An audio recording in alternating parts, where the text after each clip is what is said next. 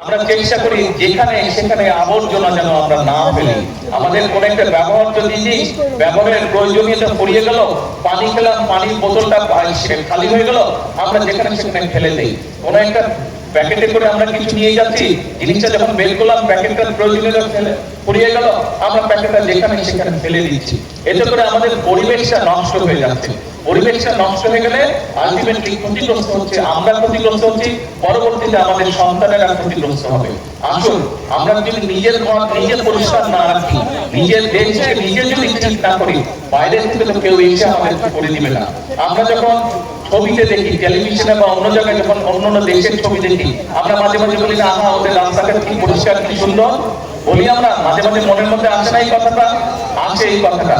কিন্তু ভাই ওদের দেশের রাস্তাঘাট তো ওরাই পরিষ্কার করে রাখে, অন্য জায়গা থেকে তো মানুষ গিয়ে করে না, তার দেশ সেই সুন্দর করে রাখে।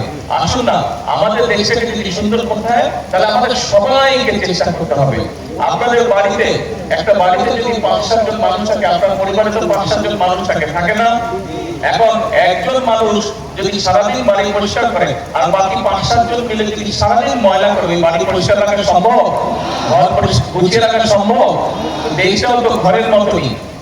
কয়েকজন যদি শুধু পরিষ্কার করে, এই যারা সরকারি যাদের দায়িত্ব পরিষ্কার তারাই শুধু পরিষ্কার করে, সবাই মিলে যদি শুধু ময়লা করতে থাকে, তাহলে তো পরিষ্কার রাখা সম্ভব হবে না।